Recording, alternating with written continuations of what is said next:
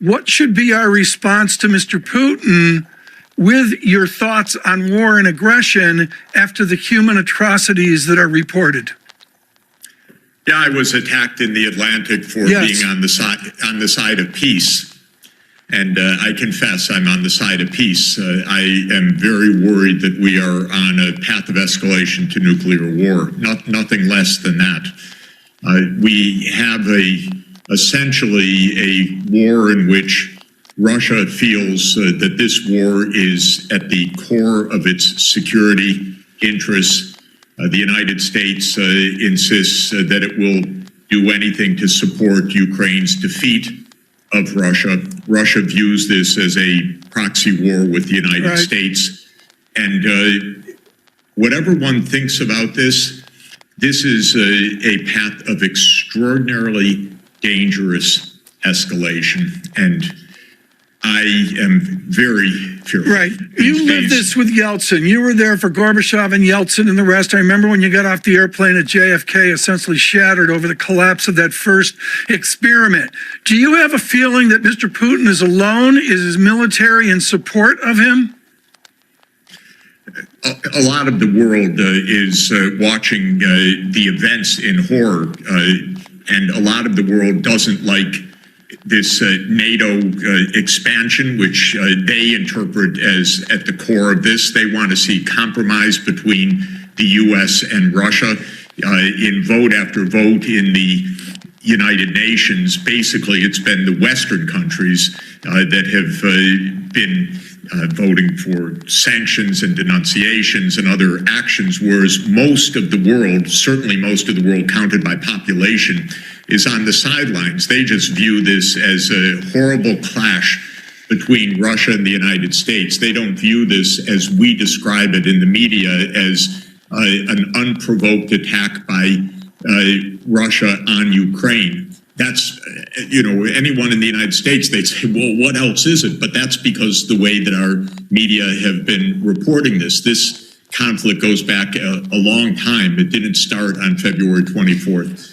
2022 in fact, the war itself started in 2014, not in 2022, and even that had antecedents. And so most of the world doesn't see it the way we describe it, but most of the world's just terrified right now, frankly, because it's unbelievable to be hearing on one side, well, we'll use nuclear weapons if we need to, and the other side saying, you can't frighten us. Well, and Professor Sachs, I share the concern, and I'll be honest, I spent the weekend also reading articles about the U.S. coming up with counterattacks and proposals of what they would do in response to some of these attacks. It's definitely a big concern. It's also an issue as you see this sea change in the economic trajectory in Europe and beyond. And some of this does come from the energy crisis. But suddenly we're talking about inflation that we have not seen since World War II, since potentially another time of incredible distress and military intervention. How close are we to some sort of, I don't want to say hyperinflation, but persistent inflationary impulse well above target in Germany, in the euro area, as they look to these alternative ways to suppress the peripheral region from getting out of control as they raise rates in the front end? Well, Europe is in a very, very sharp economic downturn. The sharp decline of output and living standards also shows up as a rise of prices. But the main fact is that the European economy is getting hammered by this, by the sudden cutoff of energy. And now, to make it definitive, the destruction of the Nord Stream pipeline, which I would bet was a U.S. action, perhaps U.S. and Poland. This is Jeff, we got to stop there. That's quite a statement as well. Why do you feel that was a U.S. action? What evidence do you have of that? Well, first of all, there's direct radar evidence that U.S. helicopters, military helicopters that are normally based in Gdansk, were circling over this area. We also had the threats from the United States earlier in this year that one way or another, we are going to end Nord Stream. We also have a remarkable statement by Secretary Blinken last Friday in a press conference. He says, this is also a tremendous opportunity. It's a strange way to, it's a strange way to talk if you're worried about the piracy on international infrastructure of vital significance. So I know this runs counter to our narrative. You're not allowed to say these things in the West. But the fact of the matter is, all over the world, when I talk to people, they think the U.S. did it. Just to tell you, and by the way, even reporters on our papers that are involved tell me privately, well, of course, but it doesn't show up in our media. Professor, I don't want to get into tit for tat about what did or did not happen with Nord Stream, because I don't have the evidence and we don't have a counterbalance to this. There is an issue, though, that's at the heart of what you're saying, which is a lack of trust in the United States, a lack of cohesion in allies in the midst of incredible political as well as economic strife. I mean, do you see the likelihood of working together at a time when there are such disparate interests and feelings of distrust? The biggest problem is that we have major geopolitical conflict, not only U.S. and Russia, but also U.S. and China. So, and again, with a tremendous amount of provocation coming from the U.S. side as well. So we're breaking any sense of stability right now. For the moment, many in Europe are saying, well, the U.S. is our closest ally. We need to hold on. But watch what's happening politically. There's upheaval in Europe, country after country right now. We're entering a period of enormous instability, and we're unstable in the United States as well. We went through an insurrection. We're still not past that. So we're entering the most unstable geopolitical era in many decades. We're entering the first hyperinflation in more than 40 years, and we're entering the first escalation to the nuclear precipice in 60 years. 60 years exactly this month was the Cuban Missile Crisis, and this is the most dangerous moment since the Cuban Missile Crisis. It's an extraordinary overload, and we see no attempt to tamp this down, to quiet it down. Every day is about escalation. We're going to defeat the other side. We have our rights. We can stand up what we want. We have Speaker Pelosi flying to Taiwan. Right. So many provocations in the midst of huge instability. Well, Jeffrey, we're going to have to leave it there. Jeff Sachs. Okay. No, we're definitely in rough waters. We're in a crisis. The crisis will get worse in the coming months. And it could get far worse. We were experiencing stagflation, meaning that there are rising prices at the same time that output is falling in many parts of the world. Europe is already in a downturn. The United States is entering a downturn. China is in some kind of economic downturn. So this is a global economic crisis. And so I regard the overall economic situation as bad as I've seen in decades, worse than in 2008. We're likely to experience some very significant shocks in the months ahead. Of course, the most crucial question is what happens to geopolitics? Does war spread? Does it intensify? Does it diminish? Is there a return to the negotiating table? Do the U.S. and China come to blows which would disrupt global society? Do they find a way to talk with each other? These are the questions that we're facing right now. It's true that this is all also happening on the backdrop of an immense debt leverage that the global economy. What do you think is the optimal solution to the current global debt overhang? And by debt, I mean private, everything. Public, everything. I'm just rounding up. I don't even want to think about the figure because it's too many zeros. So what's the solution to that so it doesn't threaten the world's global financial system and stability? It's a great question. Again, in the last stagflation that we had in the late 1970s, what happened was that the inflation in the United States reached around 10% per year, and the Fed under a 6'7", a 2-meter chairman of the Fed, Paul Volcker, cigar smoking, tough guy. He said, we're going to end this inflation. And he put interest rates up to 20%. And by the time it was over, all the developing countries were bankrupt. It was unbelievable. Well, it made my career because I spent the next decade helping countries get out of debt crisis, which had laid them completely flat. So if we go into this just with a naive financial squeeze right now, we'll end up with a lot of carnage, meaning a lot of countries in default, a lot of very high inflation rates. You look at a country like Turkey now. Yeah.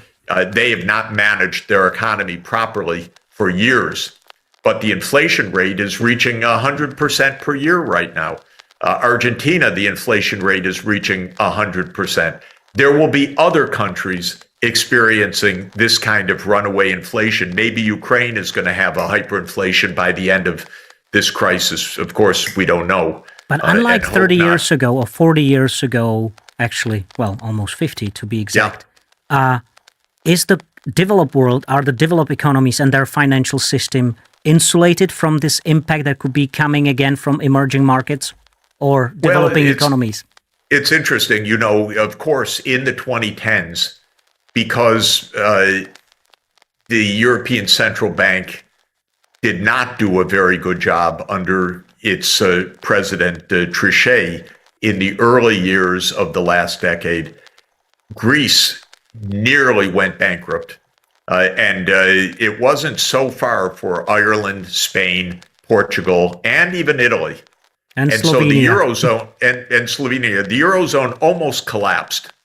And it required Draghi's deft hand to prevent that collapse. Basically, the European Central Bank had to act as a lender of last resort to prevent a disaster. So central banks and their wisdom or lack of wisdom will determine a lot. In 2008, the Fed and the U.S. Treasury stupidly drove Lehman Brothers into a bankruptcy one weekend in September 2008, and it cost the whole world trillions of dollars, that technical mistake that they made. And so when you're in a crisis, the first thing to say is these institutions are not so reliable. They're not so smart. They're not so foolproof that they necessarily avoid real damage. What we need to come to the positive answer to your question is we need to avoid a contagion of defaults and a contagion of insolvencies. And we also need to avoid simply telling dozens of countries, you need to contract sharply your public investment and your social spending and so forth. So you effectively coming full circle from what, being the sort of from professing shock therapies, you are coming full circle into actually going against these sort of fiscal cuts in the country. No. Remember, when I was advocating shock therapy, I was advocating that governments not print money or issue money in order to finance budget deficits. But I was constantly recommending that the international finance help the countries to avoid defaults or crises. One of the key pillars of shock therapy in Bolivia and Poland, for example, was a cancellation of the debts of those countries, the foreign debts. So I argued that to pay the foreign debts in Bolivia would have condemned the country to a rampant hyperinflation. And in the end, Bolivia's external debt to international banks was cut by about 90% at my recommendation. Similarly, in Poland, in that shock therapy, I recommended that Poland's debt overhang should be relieved, the debt that Poland owed especially to its official creditors, should be cut very, very sharply, and that indeed happened. So I did not recommend simply austerity and contraction. I recommended always that the international counterparts, the creditors, play a role, a constructive role, a positive role in preventing crisis in the debtor countries. And in debt relief, regardless the potential risk of moral hazard Well, debt relief depends on the circumstances. In the circumstances today, I'm not recommending cancellation of the face value of debts. What I am recommending is that one way or another, and it depends very much on the specific circumstances, that countries get the kinds of development finance that they need, even on a larger scale than now. And I'm talking about new debts on a long-term, low-interest rate basis so that these countries can continue to develop without going into default today. It's a tricky proposition for countries that have borrowed on the Eurobond market, governments that owe money right now. It may be that they have to say to the creditors, well, we need to extend the horizon for repayment under certain kinds of contracts where there are collective action clauses. This can be done fairly smoothly, and probably many countries are going to have to take that chance. When it comes to official credits that a government owes to a rich country government or to the World Bank or to some other international institution, I'm recommending a set of measures to make sure that the developing countries are getting more finance in fresh form than they are repaying on old debts. There are many ways to do that, but I'm basically saying don't print money. I've never believed in that because you just get high inflation, but rather let's get a financial solution that doesn't condemn the country to default or to bankruptcy or to extreme austerity. That's actually always been my policy recommendation since I started this approach in Bolivia in 1985. And is it achievable under the current circumstances when the US Fed is fighting a 40-year high inflation and has been pushing up interest rates higher to the unprecedented high for, let's say, several decades going back, because that's actually been increasing the debt load or debt gearing of and servicing costs, debt servicing costs for all the EMs or developing countries? It's going to be a close call for several reasons, but let me put it this way. Currently, the 30-year bond rate of the U.S. Treasury is about 3.2%, still quite low. The 30-year bond rate for German debt is still around 1%, actually.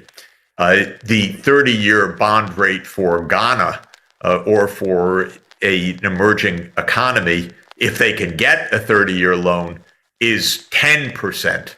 In other words, I am advocating a significant increase of official financing at interest rates that the Treasury or the German government or other Eurozone countries pay themselves.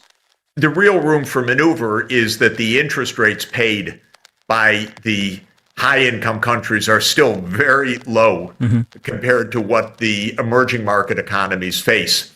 What I'm suggesting, therefore, is a major expansion of funds coming from the World Bank, the European Investment Bank, the African Development Bank, the Asian Development Bank, that essentially can borrow on terms very close to what the US government or German government or Japanese government can borrow at, and therefore lend at quite low and long-term interest rates to emerging markets that, if they are left on their own, face horrendous terms that would drive them into default.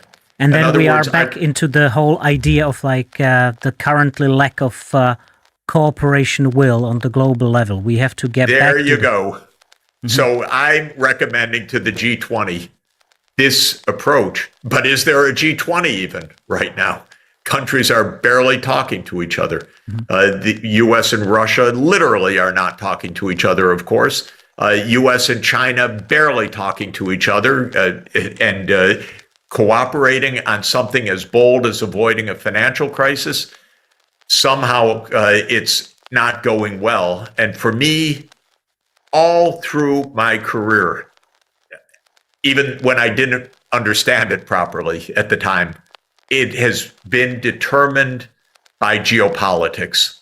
Will something work or won't it work? Because you need cooperation.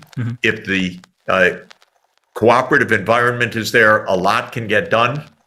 If there is no cooperation, the chance for a contagion is very, very real. This, I think, is what we face right now. I have a last question on this topic. The ECB is facing a real difficult times and dilemma. Even, I mean, it's behind the tightening curve, launched by the Fed earlier in the season. What can ECB do to actually, put its policies back straight on the right course of sustaining that kind of development and preventing any global financial crisis, or maybe world financial crisis number 2 following 2008, 2009? Well, I think Europe is in an extremely difficult situation, not mainly because of the ECB, but mainly because of the war in Ukraine and the vulnerability on energy, obviously. Europe's already in a downturn. It could get quite severe in the coming months. My position on this is not popular in Europe among the politicians, but as I've emphasized, my position is that there is a negotiated way out of this. I don't believe the NATO line that, well, we're just going to fight till we defeat Putin. If that is the approach, I don't think it's going to succeed on the battlefield. And I also think that the consequences economically will become quite unmanageable. The crisis will be very serious in my view. Now, maybe I'm too pessimistic, but I believe that the energy crisis and all of the uncertainties around it and all of the other ramifications, and you compound that with the growing break with China as well, I think will lead to a very significant crisis in Europe. And since we see the politics are already quite unstable in a number of countries, including Italy, for example, where the Draghi government has just fallen, and who knows what will happen next with elections coming up, I think that the chance of revisiting a deep Eurozone crisis becomes very real. So I don't see the pieces working very well right now. And the ECB can only do so much in this context. I think it's going to have an extremely difficult time unless we find a way to peace and to easing the very, very high tensions right now. You are viewed, and correct me if I'm wrong, as the co-author or co-father of the United Nations development goals that are used in the currently, often discussed ESG policies. And you are the Columbia University director of the Center for Sustainable Development. And what does it mean? What is your typical day like in this role? Great question. Typically, it's Zooming from early morning till late at night, because now in our digital world, we can meet and speak all over the world rather conveniently. And do it sustainably. And do it depending on how exactly the electricity is provided for our Zooms.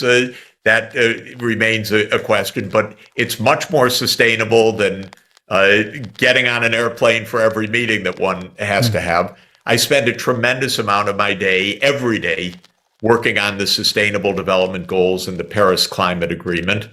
I believe, as I've been emphasizing, that global cooperation is necessary, is vital, and is feasible. I don't believe in a divided world.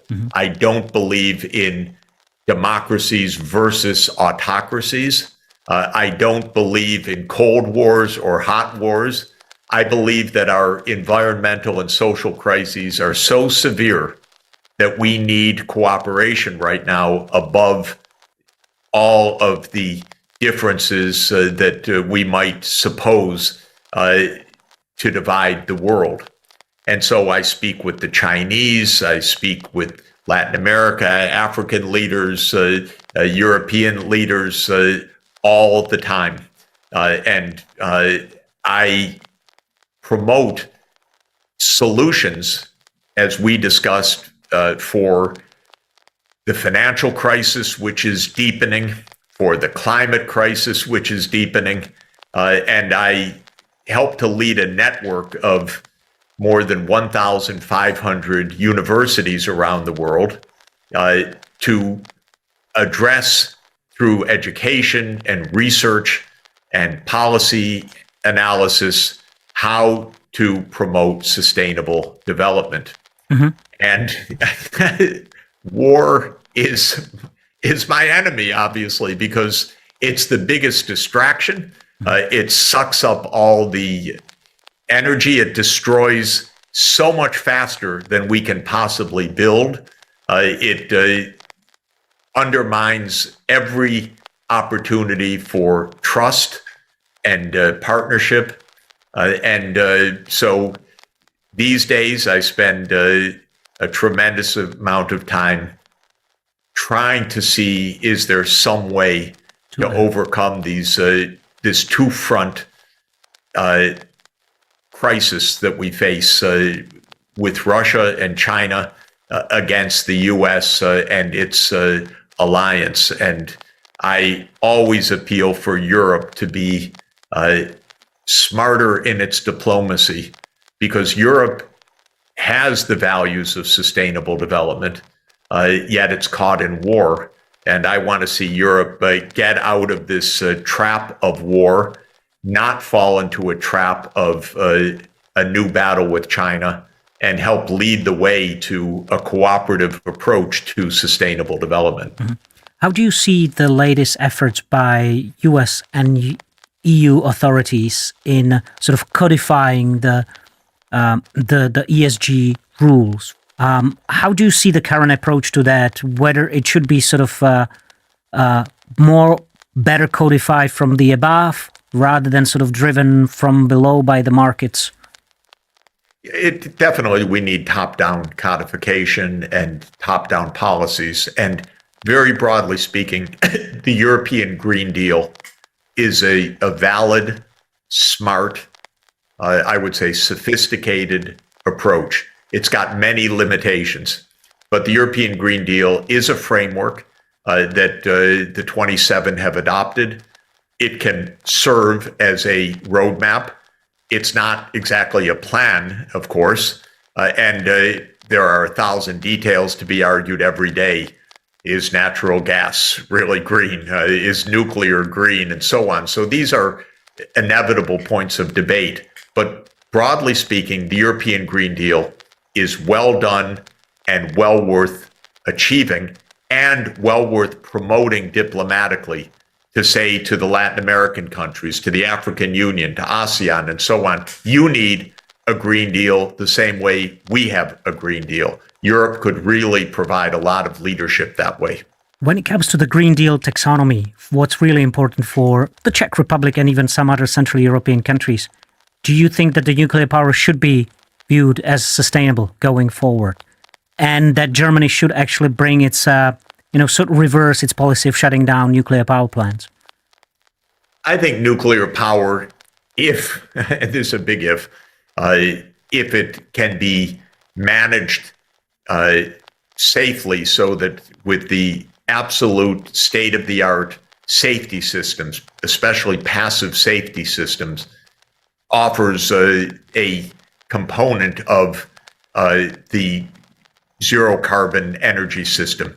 I'm not myself a purist that says absolutely no to nuclear power. Of course, it raises many issues, fissile materials, nuclear safety, nuclear waste, and the alternatives, because if you could do it without nuclear through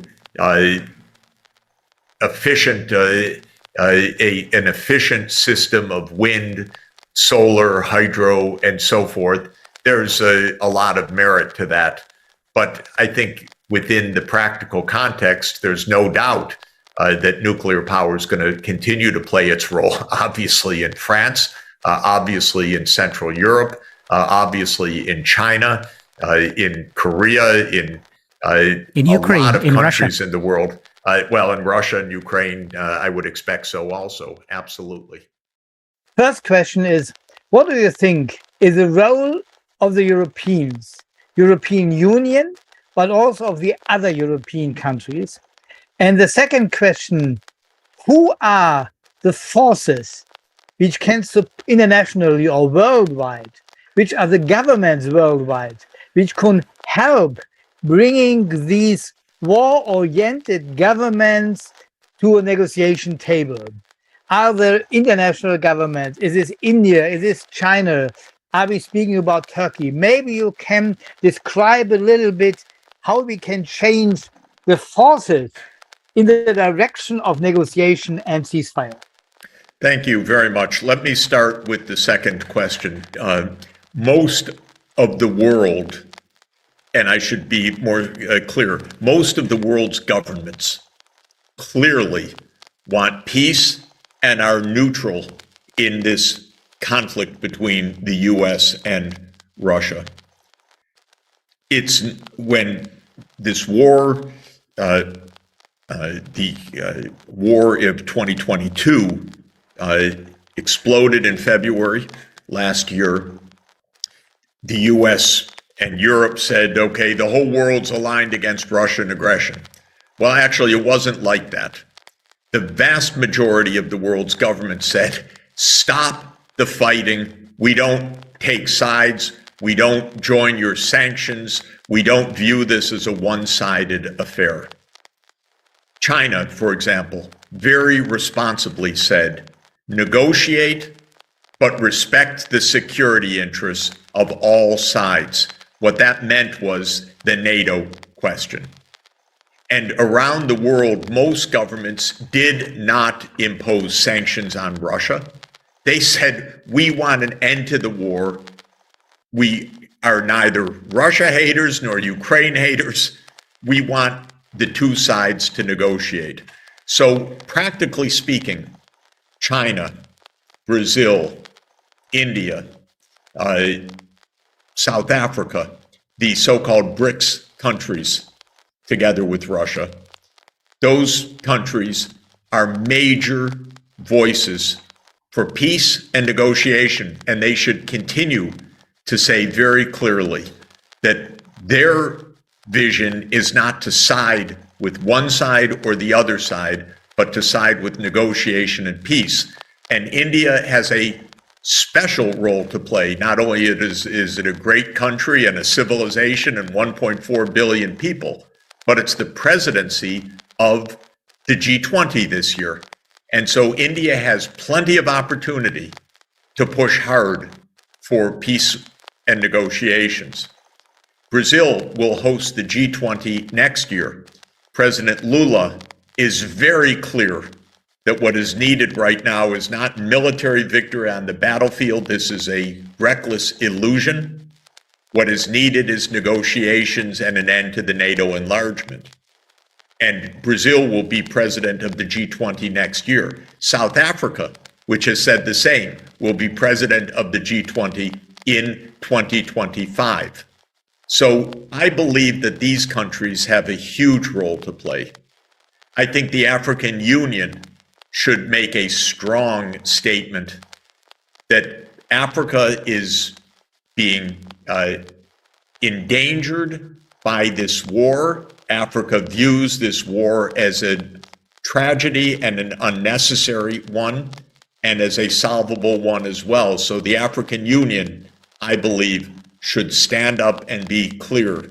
This is the time for peace and for negotiations.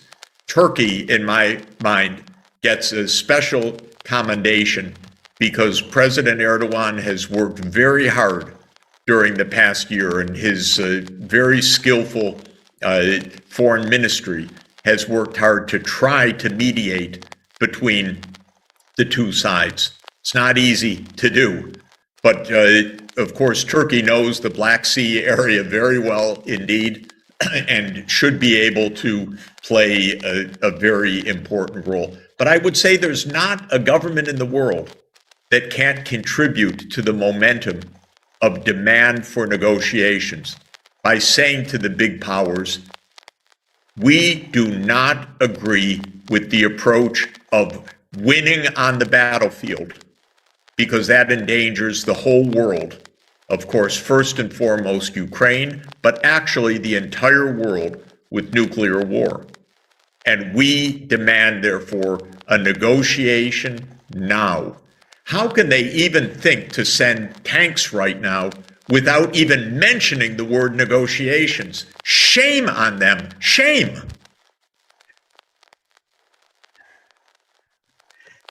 Thank you so much, Jeffrey. And I have 3 questions from our participants. I will start with a question from my colleague and friend from Ukraine.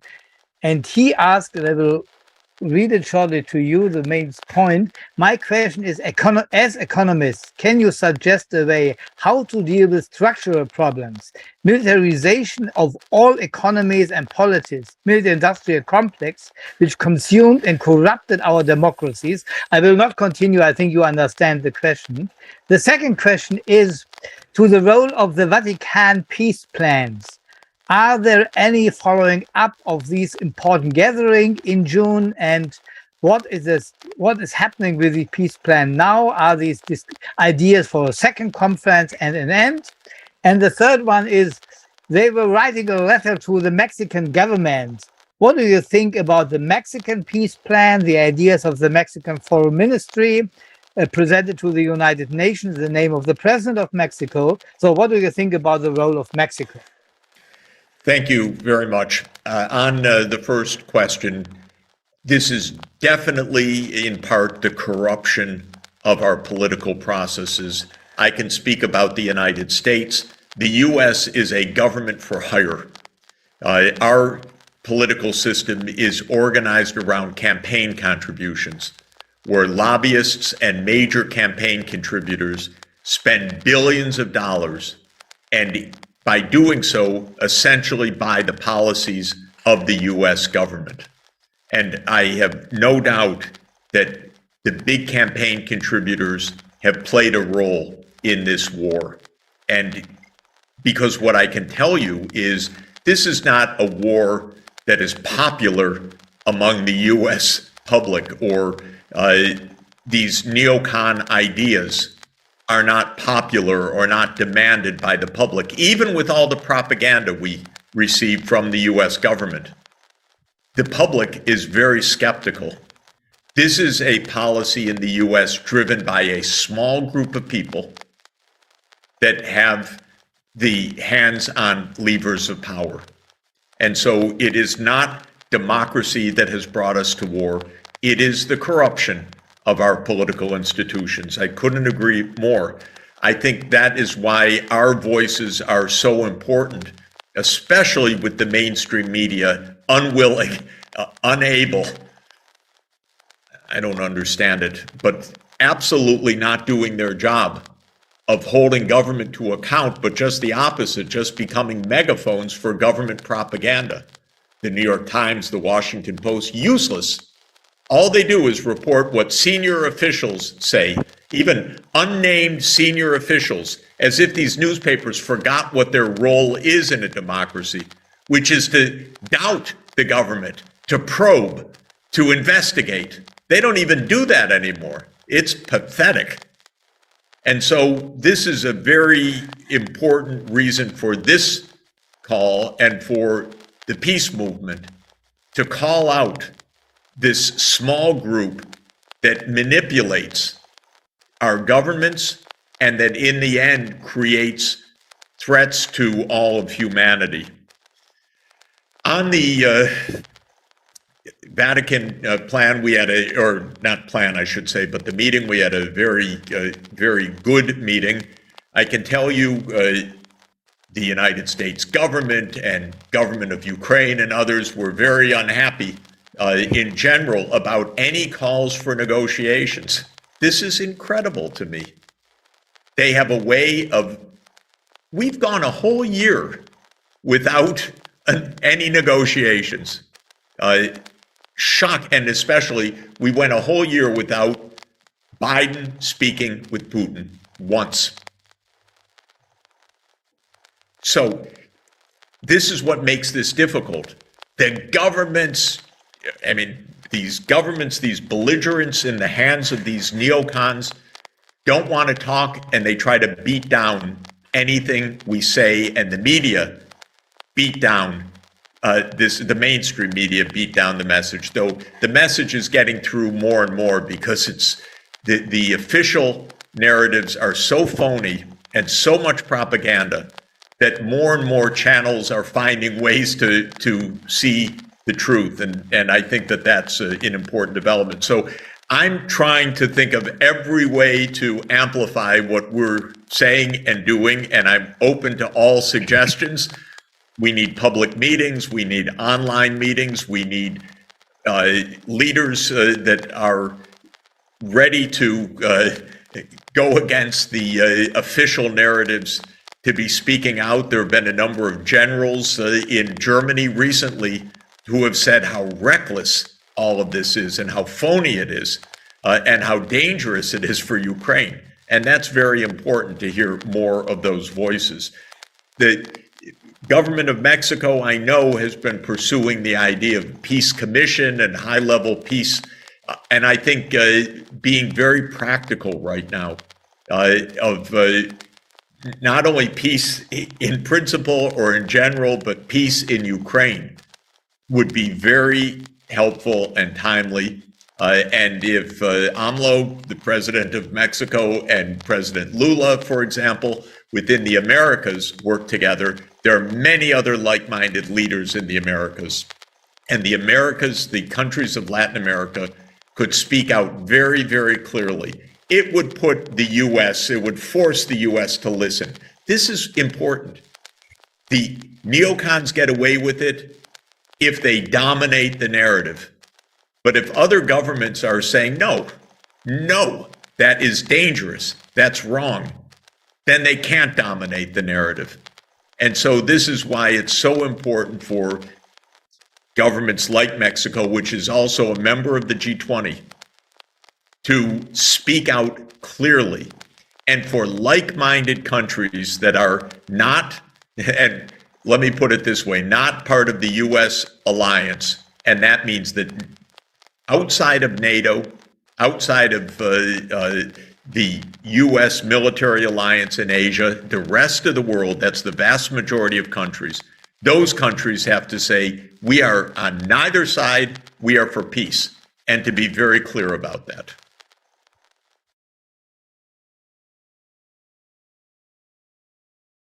How we can come out of this horrible situation in Ukraine, how we can open the floor and the door for peace and negotiations. And we are happy to listen to you today. Jeffrey, the floor is to you. Thank you very much. I'm really very gratified to be together with all of you. We are at a moment of extraordinary peril. The fact that the doomsday clock was moved 10 seconds closer to midnight is a mark of our peril. Because that clock is managed by world experts who are sound judges of where we stand. And we are at the brink of a disaster. The disaster is because our global politics is failing miserably, first and foremost with the United States, which is a major provocateur of this war and a major threat to the peace to be blunt. We need a different foreign policy in the United States. Of course, we need a different foreign policy in Russia and Ukraine and of the major powers. And this has to be a foreign policy to get us off this reckless war between Russia and NATO, which is escalating by the day, because the doomsday clock moved 10 seconds closer to midnight at the same time that the United States and Germany agreed to send new, highly advanced tanks to Ukraine in a guaranteed reckless escalation that brings us closer to nuclear war. And the belligerents in this, which start with Russia and the United States, are not even talking right now with each other, which is an absolute disgrace. It's worse than 5-year-old children. The idea that you don't even have a discussion between President Biden and President Putin for more than a year, just public posturing, reckless statements about each other without even a phone call. It's worse than 5-year-olds. And I give a huge amount of responsibility for this horrible situation to the US government over many years. The reason is this conflict goes back actually more than 30 years to 1990, when President Gorbachev, who I had the honor to help support as an economic advisor to his economic team, unilaterally disbanded the Warsaw Pact military alliance of the Soviet Union. Unilaterally. And when he did it, he received solemn assurances by Germany and the United States that NATO would not fill the vacuum with US-led military bases and alliances. And the United States lied. Not for the first time, by the way. Because as soon as the military alliance of the Soviet Union was disbanded, the neoconservatives in the United States, that is the military-industrial complex and its supporters, began to plot the eastward movement of NATO. And this started already in 1992. And then in the mid-1990s, after President Clinton had told further lies to President Yeltsin, who I also had the honor to help advise, NATO began its enlargement. First to 3 Central European countries, Poland, Hungary, and Czechoslovakia, which became Czech Republic, and Slovakia. And from then on, the United States has been pursuing its unipolar agenda of moving American bases, weaponry, missile systems, ABM systems further eastward, with the idea in part of surrounding Russia. And this was laid out by Zbigniew Brzezinski in 1997 in his book, The Global Chessboard, where he talked about the geographical pivots, especially the role of Ukraine, as absolutely central stakes in the battle for hegemony between the US and Russia. In 2004, NATO expanded to 7 more countries, including the Baltic states, Romania, Bulgaria, Slovenia, and Slovakia. And then in 2008, George Bush Jr. insisted that NATO would move to Ukraine and to Georgia. And President Putin at the time and in the year before had made absolutely clear that is the ultimate red line for us. And it was in this context also we should recall that the United States had unilaterally abandoned the ABM treaty and started placing missiles in Eastern Europe. And so in 2008, President Putin already told Bush that this was leading to conflict and that Russia would take Crimea if the US persisted in its move. Then please understand that in 2010, 11, 12, 13, Ukraine tried to walk a delicate balancing act between the United States pressures and Russia. President Yanukovych called for neutrality, which is what he understood rightly to be necessary to save Ukraine from the disaster that it's in right now. The United States could not abide by neutrality. And so the United States contributed to the violent overthrow of Yanukovych in February 2014.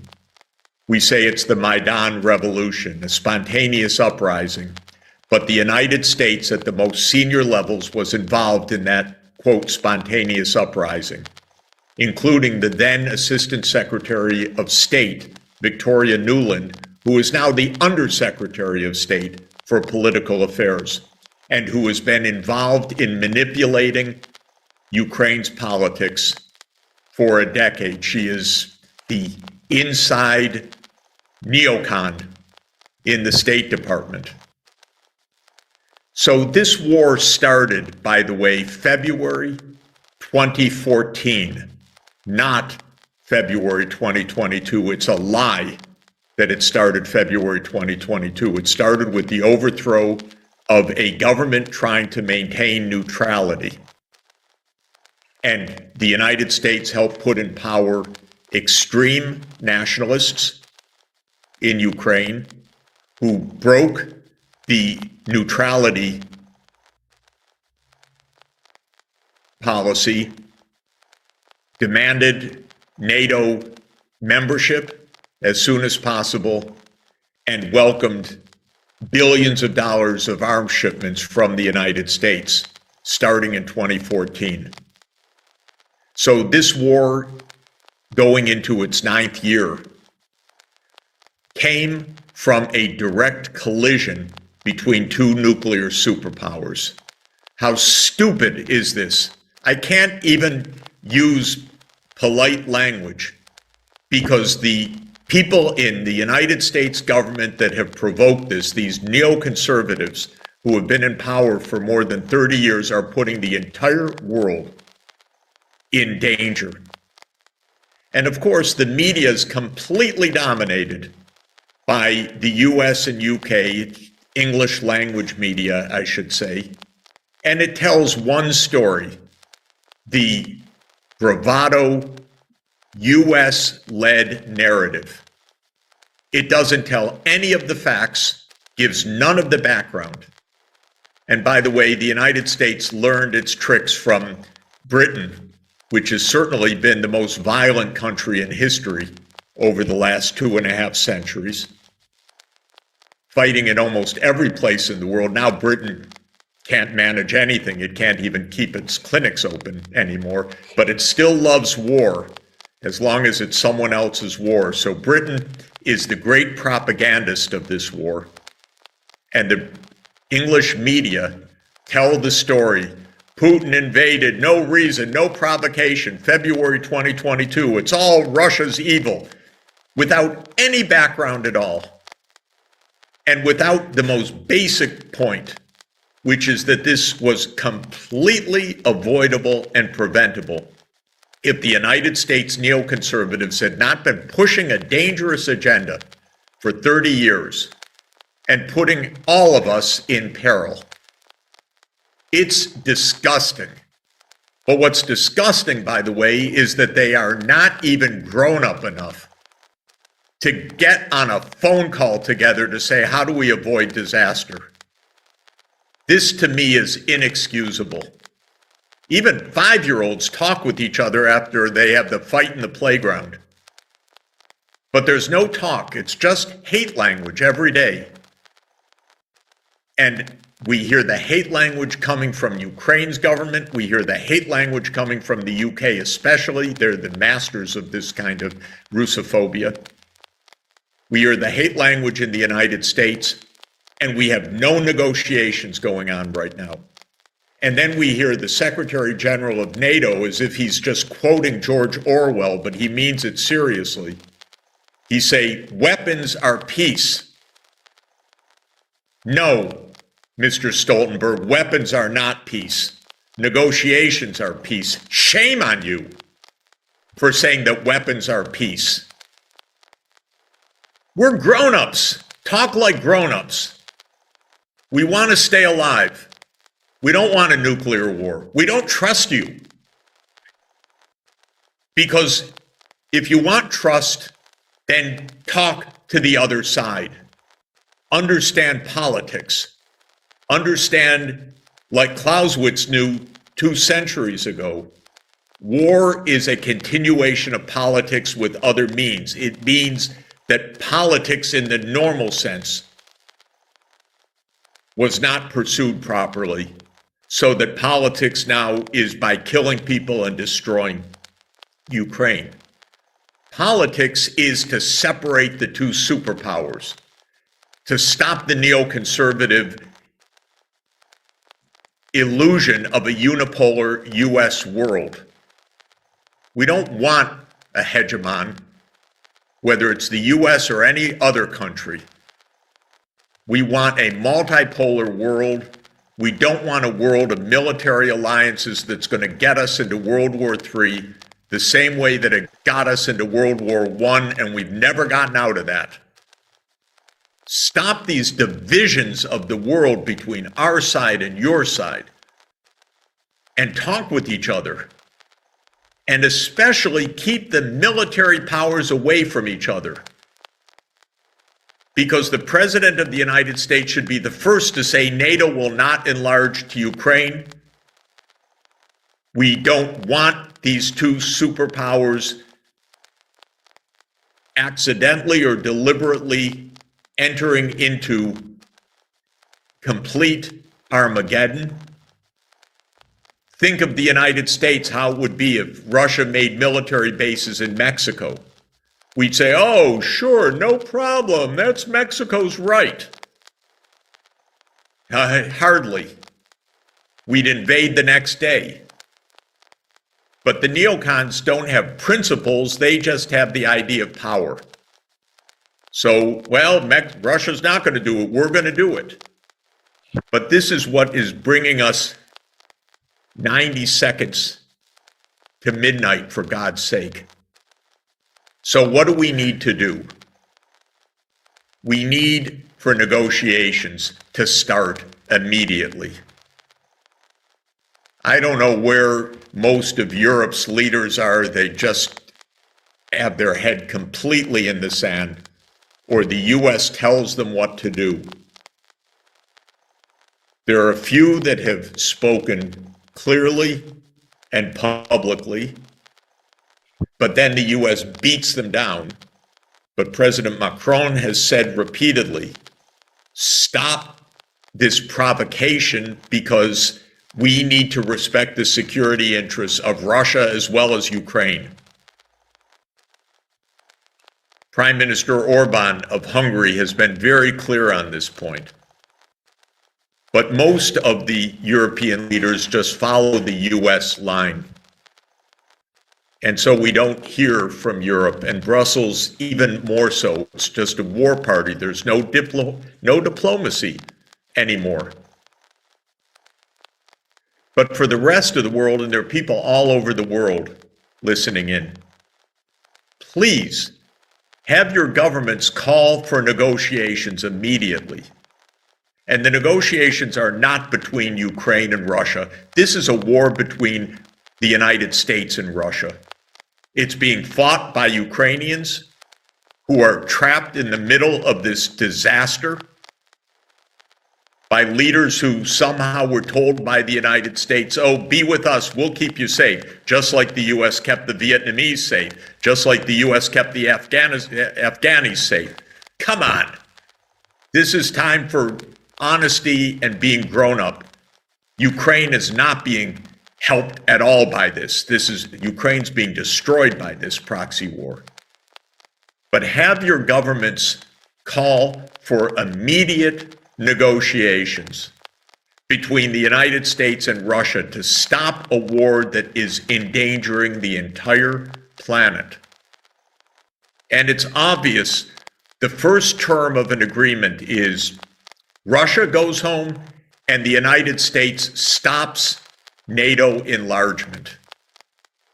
This is the basis of peace, that Ukraine is neutral and both sides of these nuclear superpowers back off.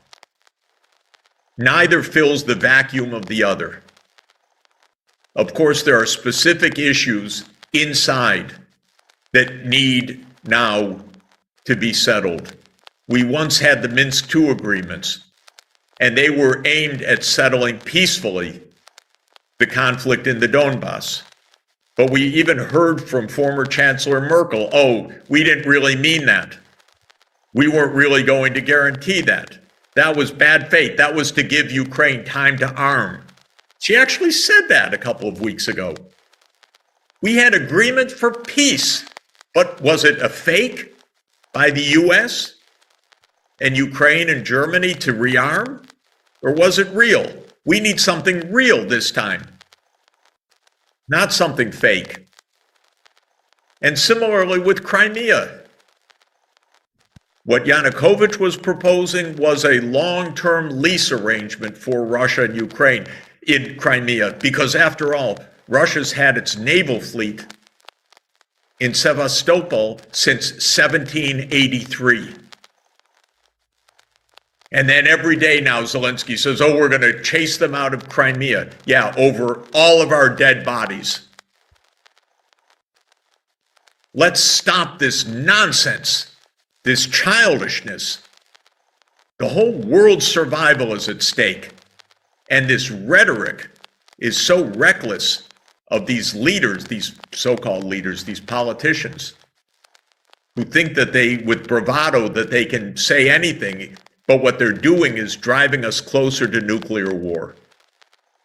So we need compromises like the Minsk agreement, like a long-term arrangement for Crimea, and especially for the two nuclear superpowers to back off and stop this reckless NATO enlargement, which was a lie from the beginning, a violation of agreements made to President Gorbachev all the way back in 1990, and hopelessly provocative and dangerous. And that is the key to getting a world back to some protection and some hope for survival. So thank you very much. We need your voices everywhere in every country for governments to stand up clearly at the United Nations and in every other forum to say, stop this war now, stop the escalation, stop the bravado, stop the hate talk, and sit down and negotiate a peace that respects the security interests of all of the parties, and stop the military expansion. This is the root of this war. You know, I think Hong Kong is a remarkable place in economic terms as one of the 3 or 4 main financial and trading centers of the world.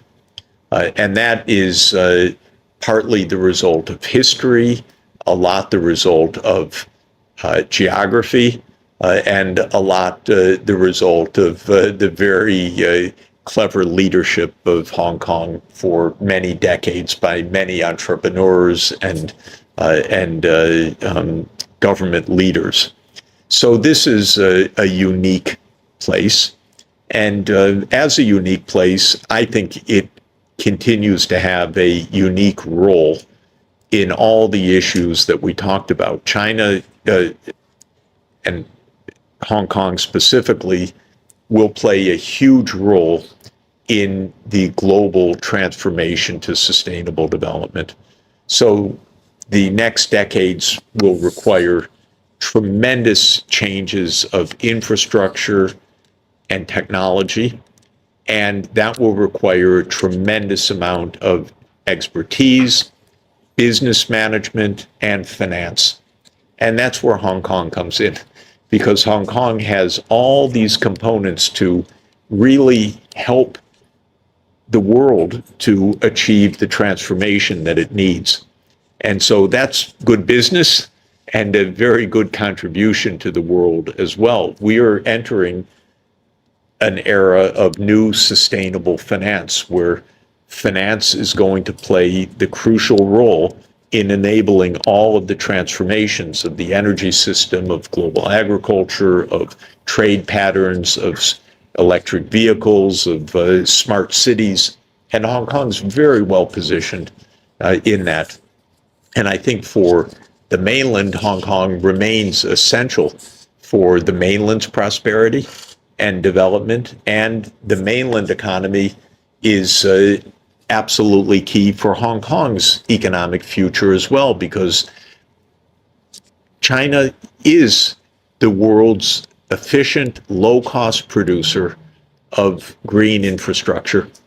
And so China really is going to be the main exporter of electric vehicles, of smart grid systems, of 5G and 6G, and of many other things. And Hong Kong is going to be right there to help finance it, to make the deals, to be able to help design the solutions, the business solutions, to make the supply chains and so forth. So this is a very good position for Hong Kong in the future.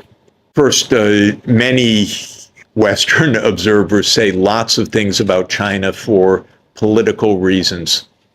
So these are popular things to say. Americans are in the habit right now of attacking China almost every day, every word. So I wouldn't take straightforwardly any statements that are made, because a lot of this is just regular bad-mouthing. In fact, every time an American official opens their mouth, just about, it's something negative. There have been a couple of exceptions. I was happy to see that Secretary Blinken wished China good on National Day. Okay, that was nice that he did that. I wish that he would do that on other days as well. I believe, and I am optimistic, that leaders in Beijing understand very well the importance of Hong Kong's distinctiveness and its unique role in the world, and how hard won that is, and how it reflects a long, long pattern of building expertise in Hong Kong, building trust in the institutions in Hong Kong, and thereby creating one of the great financial and trade centers of the world. And there's no doubt in my mind that Hong Kong is extremely important for China's success for the mainland. So I think it would be absolutely misguided, absolutely mistaken, if any steps were taken that would undermine that. My own experience is that mainland leaders don't make such mistakes, and they're very good at economic management and at understanding realities. And that's why I'm confident that Hong Kong's distinctive role not only will be respected, but actually will grow for the reasons that I've said. We need, in 25 years, a major structural change in the world economy. That is hard to produce without a tremendous amount of financial expertise and a tremendous amount of global supply chain cooperation. And Hong Kong is very well placed for that. In fact, you could not reinvent it in time, so you better use it well. My basic belief is that our global reality pushes us very hard towards cooperation, because for 8 billion people to live well on this planet, we need a global system that functions properly. If we end up in a massive division of the world, a massive crisis, much less war, the consequences would be devastating for everybody. So I start from the proposition that the gains of cooperation are overwhelmingly large. And I know, as an economist that has worked on these issues for more than 40 years, how deeply intertwined we are.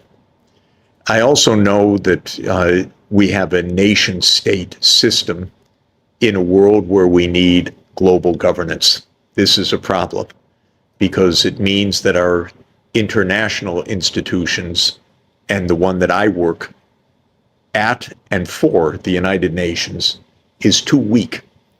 We don't have the kind of global governance to enforce a treaty or to ensure that countries don't free ride or to stop wars and so on. So I'm very much aware of that.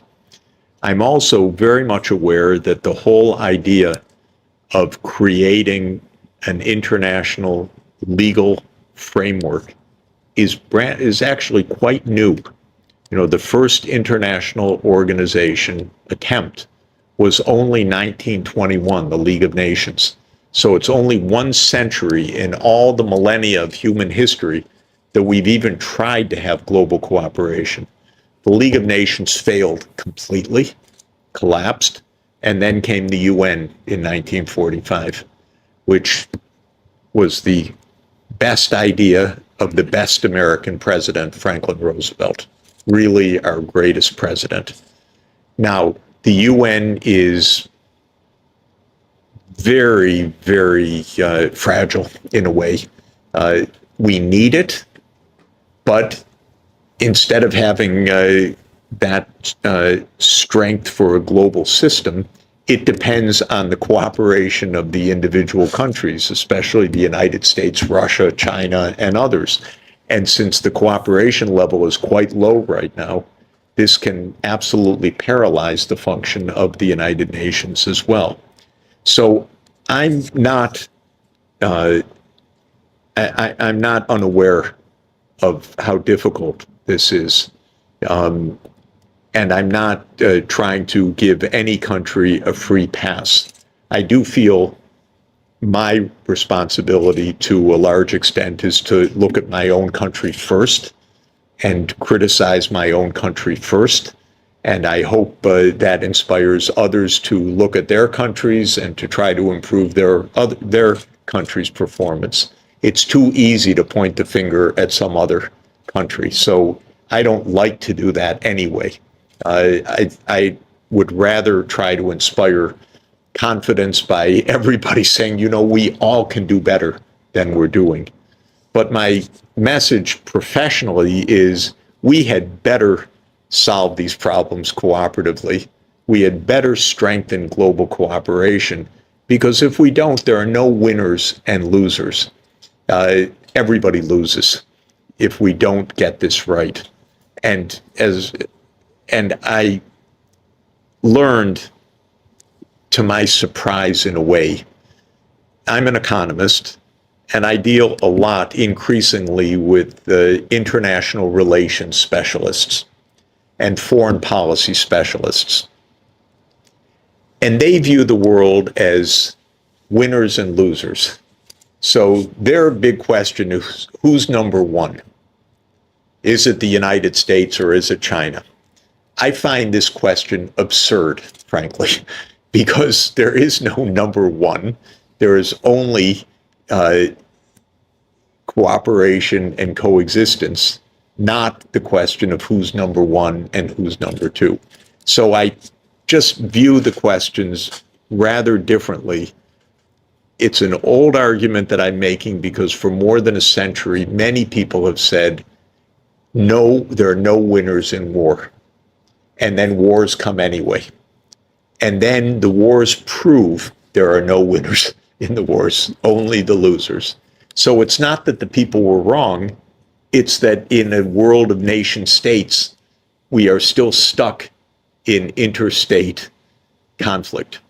But we have to move beyond the conflict. And my favorite realist expert is a well-known professor in the United States named John Mearsheimer.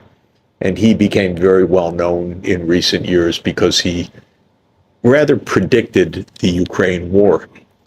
And his book that made him very famous is called The Tragedy of Great Power Politics, because he says it's almost inevitable that great power politics ends in tragedy, because great powers are always fighting for dominance. And my answer to him is, John, we can't accept tragedy. We have to write the solution to the tragedy, not accept the tragedy. So this is not automatic or easy. And I'm not predicting success. I'm just saying we had better spend our effort to make success. And for me, it's very basic that given this capacity, there should be no economic suffering in the world of basic conditions, basic deprivation, extreme poverty, because while that was inevitable 200 years ago, it should be out of the question today. So since I'm an economist and I see the power of our tools, it's rather frustrating to me to know that there are still 1 billion people living in extreme poverty, many hundreds of millions of children who don't have enough to eat or a place in a schoolroom or other basic amenities for a healthy and productive life. The way I would analyze that question is I would try to measure the scale of investments in key areas that are needed to achieve the goals that we've set and compare that with the scale of current investments. And so I like to think in terms of 6 categories of investment as constitutive of the SDGs: investment in education, investment in health, investment in clean energy and industry, investment in agriculture and sustainable land use, investment in urban infrastructure, and investment in digital access and platforms. So education, health, industry, agriculture, urban infrastructure, and digital. And one it's not easy to do, and I spend my off hours on spreadsheets trying to answer this question, and have done so for the last 15 years, basically. What is the scale of investment needed? The right way to do this is bottom up, not one person sitting with his Excel spreadsheets or modeling, but actually teams that work on this. An example is the International Energy Agency's net zero to 2050 scenario, or UNESCO has estimates for education. But strangely enough, as a UN system, we don't produce these numbers systematically very well, because the UN is more diplomacy and less numbers, and it should be more numbers. Actually, we should have the capacity to produce these numbers quite systematically. I'll give you another weird reality of our system, and that's the IMF. the IMF is the organization in our family that is responsible for the macroeconomics. That includes scale of finance, especially public finance, as well as international borrowing. A few years ago, slightly maliciously, not really maliciously, but you'll get the point, I said to one of the leaders of the IMF, so how much does it cost to educate a child in a low-income country? And they said, I don't know.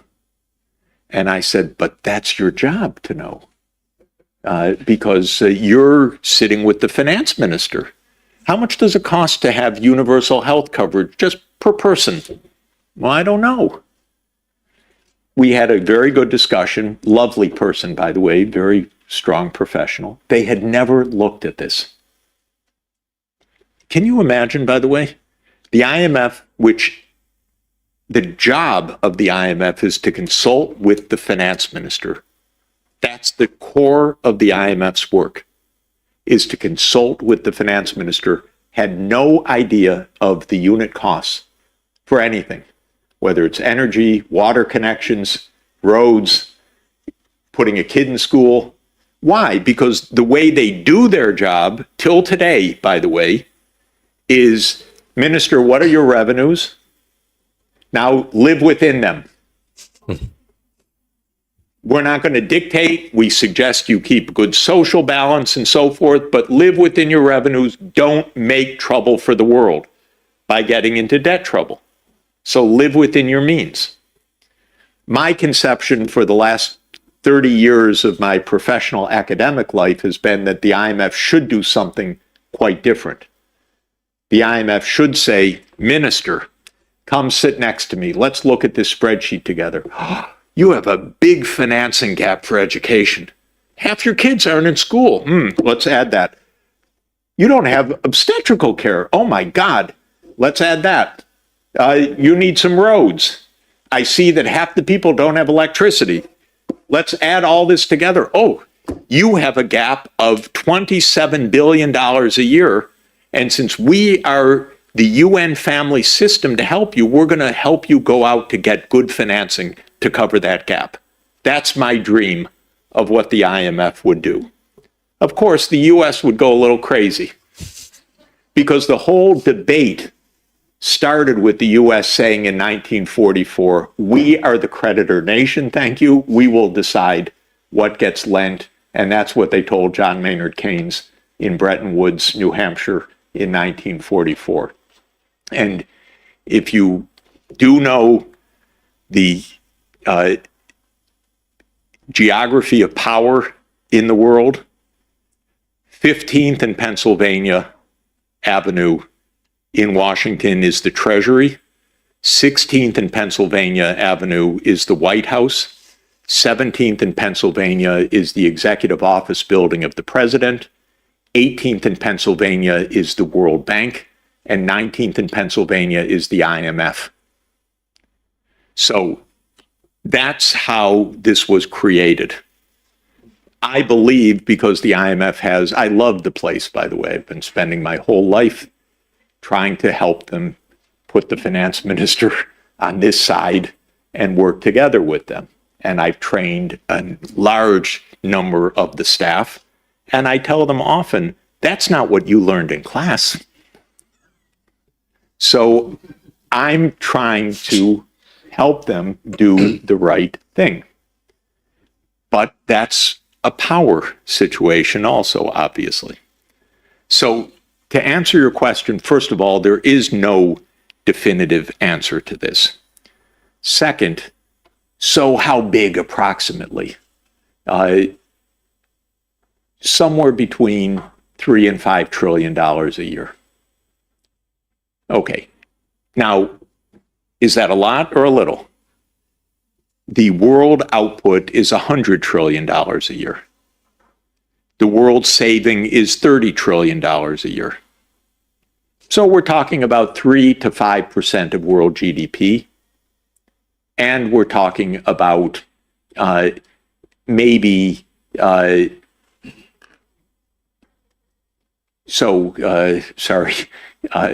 10% to 16.6% of global saving. Perfectly manageable. And saving isn't fixed, it could rise and so forth. So the gaps are not huge. They're quite manageable, given that these are our major global goals. And certainly the gaps for the poorest countries are not at all big. Maybe $1 trillion a year. And $1 trillion a year is 1% of world output. And if you gave me $1 trillion a year, I would be able to help every government get out of poverty. That would be enough to make investments, get all the kids in school, get health care for every person, get water and electricity connection for every person. That'd be a great start. And you could do that for $1 trillion a year for all the billion people in extreme poverty. So it's not huge. So then comes lots of detailed, interesting analytical questions. First, some of it is for rich countries, but the gap there isn't really a financing gap, it's a political choice gap. They're just not making investments, but the finance is available. Where the gap is really most consequential is for countries that cannot mobilize this out of their domestic resources. A poor country cannot afford to get all its kids in school, by the way. This is very weird, because you'd think, well, at least you can do that. But I've spent 10 years on this calculation. And if you're a low-income country, it costs between 10 and 15% of GDP for universal primary and secondary education. Very high. The reason is teachers are relatively costly in low-income countries, and there are a lot of young kids in low-income countries because they have high fertility rates, so the whole age pyramid is very wide. So there's not an African country, low-income or lower middle-income country, that can actually afford SDG 4. And that should be the most alarming fact in the world, because you cannot have economic development without your kids educated. No matter what else you do, you cannot have economic development without educated kids. So it's for the low and lower middle income countries that the crisis is biggest. There are gaps in the high income countries, but I don't worry too much about them because those are political obstacles that should be filled, but it's manageable.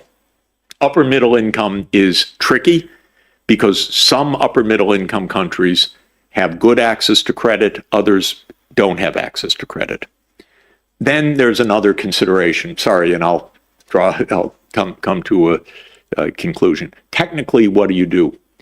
There are two related issues. One, how could you make capital flow at relatively low cost and long-term maturity to poorer countries?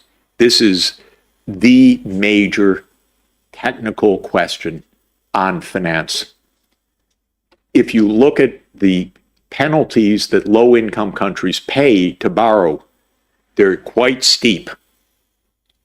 You pay 10 or 15% interest rates if you are a double B borrower, sub-investment grade, compared to what a triple A or double A minus borrower pays. And why is that? Long story, and I won't go into it, but making that flatter so that for poor countries they have access to low-cost capital is crucial. One way to do that is larger multilateral development banks. This is, everybody agrees on that, though they don't agree to do it, but they agree that that's one part of the solution. More ADB, more AIIB, more new development bank, more World Bank. That requires capital increases. Capital increases mean larger voting shares for China. The United States needs to swallow, and Europe needs to swallow and get on with it. So that's one part of what needs to be done. The second part is to de-risk private capital flows. That's also a tricky set of issues. I'd say I got into that question 45 years ago as a graduate student, and it's still somewhat of a puzzle. It's a long story, but it's not impossible to do that. There's one more dimension, and because also you're from the Russian Federation, I want to mention it, and that is that there's an intrinsic link between global finance and global monetary arrangements. And global monetary arrangements mean how we settle trade. And we are, of course, in a largely dollar-based settlements system. So the monetary system is largely dollar-based, not exclusively, but about 60%. And the United States, unfortunately and unwisely, weaponized the dollar-based payment system starting about 15 years ago by seizing assets, including Russian assets recently, the $300 billion seized in 2022, but also Iran, North Korea, Afghanistan, Venezuela, and a number of others. To my mind, this is a completely unacceptable and self-defeating policy. It's cheap because the President of the United States can do it with a stroke of the pen. You don't have to ask Congress, you don't have to ask the public, you don't have to ask the UN, you don't have to ask anybody. To my mind, it's blatantly illegal and absolutely practically unwise. Because why would you use dollars if the US is going to take them away from you when they don't like what you're doing? The idea of payments is that they're reliable, not that they're political. So this is why the BRICS countries, especially under Russia's leadership this year, are negotiating non-dollar payments. And I support this entirely. But I also say to the US Treasury all the time, don't confiscate other people's money. It's not a good policy. It's not going to work. And the idea, by the way, of grabbing Russia's $300 billion for Ukraine is so illegal you don't even know where to start. But these are politicians. They're not lawyers. They're not diplomats. They're not financiers. They want quick solutions for their re-elections. So this is really a problem. But it's a problem that also has a solution because we just won't use the dollar in places where the United States policies could lead to confiscation. So all of this means we have a bit of a morass in the international financial system within our family of getting the right answers to the financing questions. There's actually one more technical point I need to mention, which is that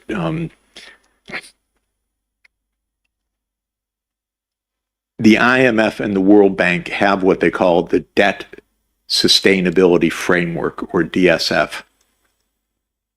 And it's based on an arbitrary set of numbers where they say we grade you whether you're weak, medium, or strong in debt management. And then based on your ranking, we give you a ceiling of gross debt to GDP. And the ceiling is no more than 30% debt to GDP ratio if you are a weakly governed country. This is a death certificate. This is not economic policy. Why? Because if you're a poor country, it means almost by definition you don't have electricity, you don't have paved roads, you don't have digital access, and your kids aren't in school. So what the IMF and the World Bank are telling you is stay that way. Don't bother us. Don't borrow because you might get into debt trouble. But if you don't borrow, you won't have electricity, schools, or anything else. They don't have an alternative solution for these countries. So they're telling the countries, don't borrow. I'm telling the countries, borrow. But my advice is borrow 30-year maturity, fixed interest rates, and on reasonable terms. But where do you get those? That's where I want the G20 to come into this story to give an answer to that. But when I do, again, in my spare time, solving a growth model for how much you should borrow if you want to have your kids in school, have electricity, and so on, exactly your question, the debt actually rises to about 200% of GDP before it starts declining 30 years from now. You want to borrow a lot because you don't want to live without electricity, you don't want to live without roads, you don't want to live without educated children, you don't want to live without health facilities.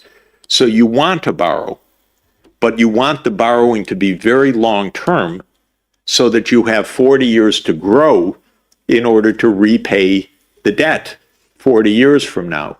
The IMF has none of this intertemporal analysis because the debt sustainability framework is a 5-year snapshot. It's not a growth scenario. Now, I taught intertemporal growth for 30 years, and this is where I tell my students, you learn something, right? You borrow if the rate of return on your investment is higher than the cost of capital, and if you're not going to get into a debt crisis in the meantime. So we need to create a finance framework that can work.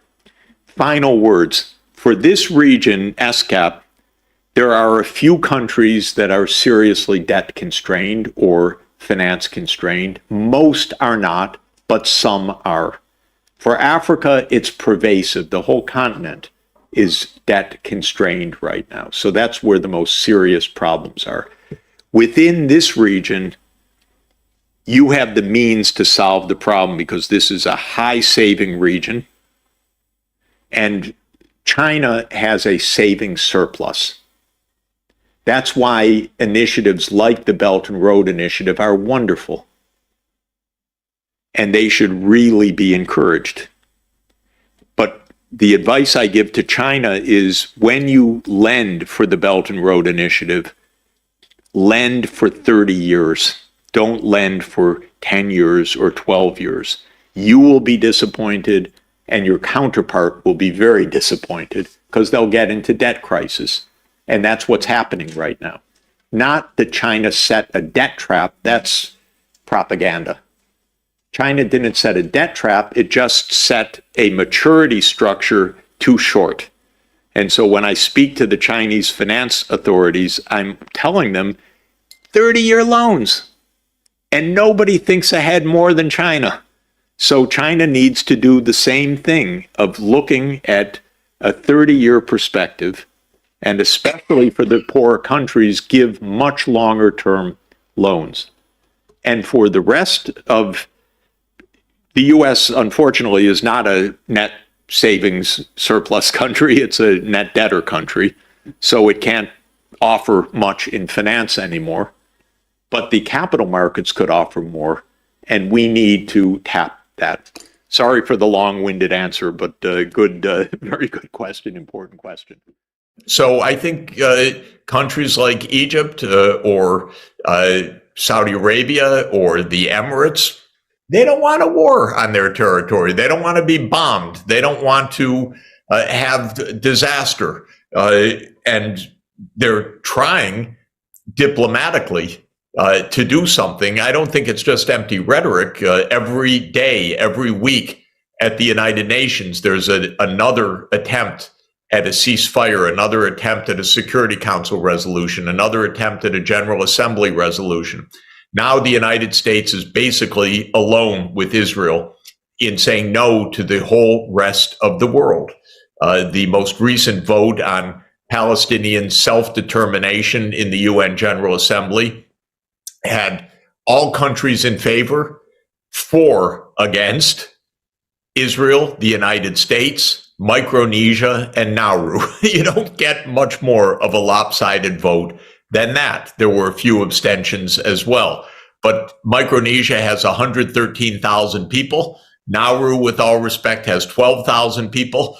Basically, the United States and Israel are alone. And so also China and Russia are looking, and diplomatically, this is not bad for them. They're the country that claims to be the world leader can't get anyone to side with it other than Micronesia and Nauru and Israel. You have the South African government filing a case in the International Court of Justice, asking the court to stop Israel's genocide. The United States leaders must know that this is a case that makes the U.S. complicit, because the U.S. is directly arming everything that Israel's doing by the day, by the way, not just in past stockpiles or years and years of support, but daily. The U.S. is the enabler of what Israel is doing, because Israel could not do this for a few days without the United States shipments of missiles, munitions, arms equipment, and so on.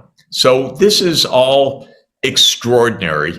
But I think the basic answer to your question is no one wants to be bombed by Israel. And why is Israel's Jewish lobby so powerful in the United States? We have impression that the Prime Minister Netanyahu is sitting in the White House instead of President Biden. Well, I think there are several points to this. One is that war is the biggest business in the United States. This is $1 trillion a year operation. We have very powerful interests in the United States that are part of this establishment, by the way, including the university systems, because they get huge amounts of funding from donors that are completely part of the military-industrial complex, some of it quite direct, because companies like Raytheon or Northrop Grumman or Boeing or others give money to the universities to set up their international relations departments. The big companies, the big five, Boeing and Northrop Grumman and General Dynamics, Raytheon, Lockheed Martin, the big five have hundreds of billions of dollars of contracts from the Pentagon. And many, many other consultant companies have huge contracts. And big tech in Silicon Valley has huge contracts with the Pentagon. This is big business. So this is a big story. It's also, and the Israeli military is basically a part of the U.S. military industrial complex. So it's all part of the same story. And you have a lot of congressmen and senators, especially those on the Armed Services Committee, whose campaigns are paid for by this industry. It's pretty widespread. I was saying to my wife just a few minutes ago that it's a little like asking in general what's going on, like asking someone in 100 AD, why aren't you standing up to the Roman Empire? It's a big empire here. It's not so easy to stand up to this empire. It's money everywhere, jobs everywhere. You want raises, promotions, influence. This is a machine. This is big business. Yeah, that is the reason that the United States is supporting that ethnic cleansing. But what about Europe? Also, Europe is very weak there. Especially Germany, France, and Great Britain, they are supporting Israel's policy. Europe, for me, is the biggest disappointment in the last few years.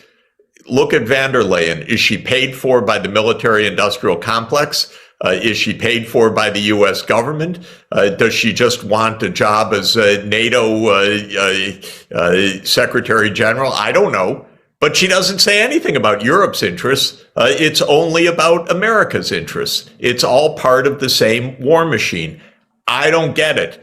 What I have been told by leading European politicians, by the way, one said to me, "Oh, they treat us like children in Washington."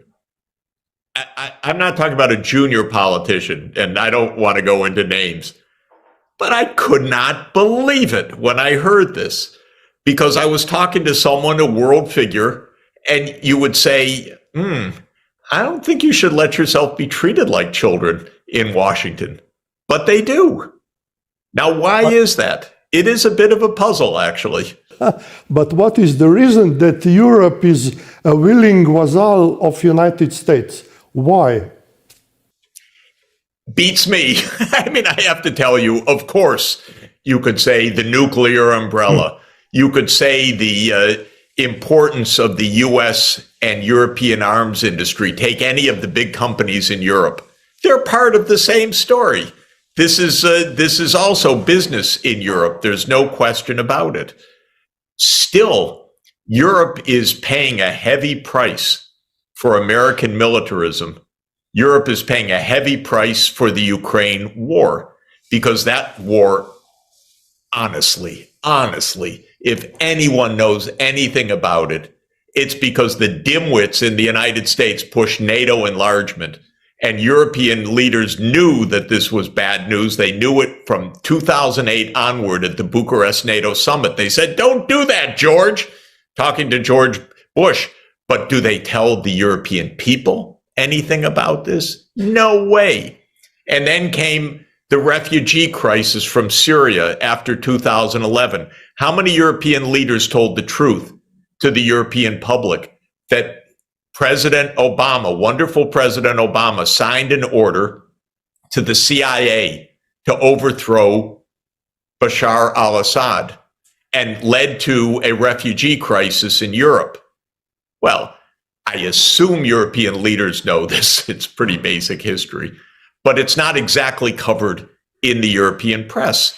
So Europe, which is a civilization that is 10 times older than the United States, should actually tell the United States, look, you're a kid, you're breaking everything, stop damaging everything that has been built up over hundreds of years. Europe should do that, but it doesn't do that. How would you assess the quality of European leadership? We don't have any more statesmen like de Gaulle, Kohl, Brandt. What is it? Why? I can tell you, you can look up the opinion surveys of approval ratings of the European politicians. I think it's Morning Consult that does them, and I look each week. There isn't a popular European leader. The public in Europe is against the leaders. The disapproval ratings are soaring everywhere. So it's not what I say, it's what the European people say. They know that they have weak leaders that are warmongering and that have basically fallen into line with the United States. And there are very few leaders that are saying something different. Viktor Orban is saying something different. I had a long talk with him about the Ukraine war. He makes perfect sense, knows the history, has been extremely clear, and oh my God, don't mention him in Brussels or in Washington. But that's because he's telling the truth, actually. Fico in Slovakia, the same way, he's telling the truth. Maybe in the Netherlands, we'll see. It may take them a year to form a government, but the public is not interested in this war. So this is a problem in Europe and the United States. The public is against this war. And in the United States, the public is against the war. But who's asking the public? This is a big business going on. The big business doesn't have to ask the public. That's a little quaint, that idea, that the military-industrial complex has to ask the American people what they think. No way. And by the way, to keep the war going, Blinken, our Secretary of State, simply issues emergency declarations that he's going to ship more arms to Israel because it's a U.S. national security emergency to keep the slaughter going in the Gaza. What's your opinion? Are we, let me say, peace-loving people and states, especially in Europe, morally obliged to support South African cause to put Israeli on the World Court of Justice? Of course we should. This is a genocide taking place before our eyes. We are aiming, the public that is, I'm not sure about our governments, but the public is aiming for peace, civility, the international rule of law. Here is a court case, thoroughly documented, 84-page, detailed complaint. To read it is to listen to the horrific words coming out of the mouths of Israeli leaders, not only the artillery shells coming out of their guns. They're saying what they want to do. And it's absolutely criminal intent. And that's why the South African government has taken this case to the International Court of Justice. And we should be supporting that case. But when the White House was asked about it yesterday, they said, there's no merit in this. They gave one sentence. And then the press was quiet after they gave one sentence. They just denounced the case. They said it's meritless. And that's all. Because there's no serious attempt by the United States government to find any peace right now. But you proposed 8-piece plan to end that Israeli war in Gaza. And what is very important is that you proposed that there should be no negotiations between Palestinians and Israelis, but the solution should be found within the framework of United Nations and especially of Security Council. We've had negotiations for 56 years. We don't need any more talking. Everything is clear. Everything is known. Everything that could be said has been said. And the UN Security Council has said all of this for decades, starting with UN Security Council Resolution 242 in 1967. Two states living in peace side by side on the borders of the 4th of June, 1967, full stop. That's it. We ought to implement that.